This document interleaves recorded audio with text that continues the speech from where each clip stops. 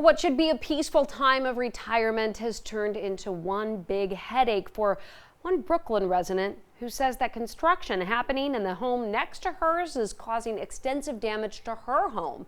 News 12's Jordan Cassane is outside of the homes in East Flatbush now.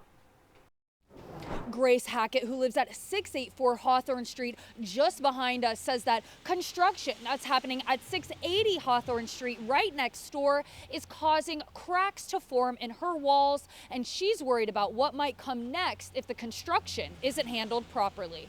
The homes share a wall. Hackett says that the constant loud banging and drilling that comes from her neighbor's home has become the least of her concerns, as she's now worried that her walls may collapse on top of her.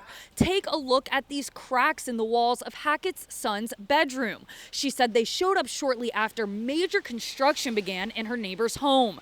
Hackett says she has reached out to attorneys, elected officials, and even the NYPD to have the issue resolved. She spends her days teaching music to children, but she hasn't even been able to do that since construction began next door.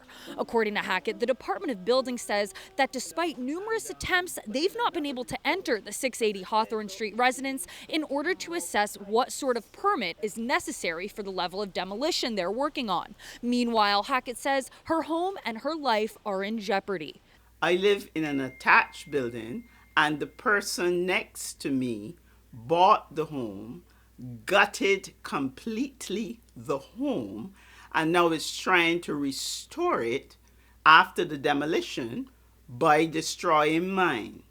And our News 12 crews did go ahead and reach out to the person who identified himself to Hackett as the contractor for the residence next door. And upon reaching him, he denied being the contractor for 680 Hawthorne Street and said that there is in fact no construction happening. In East Flatbush, I'm Jordan Cassane, News 12.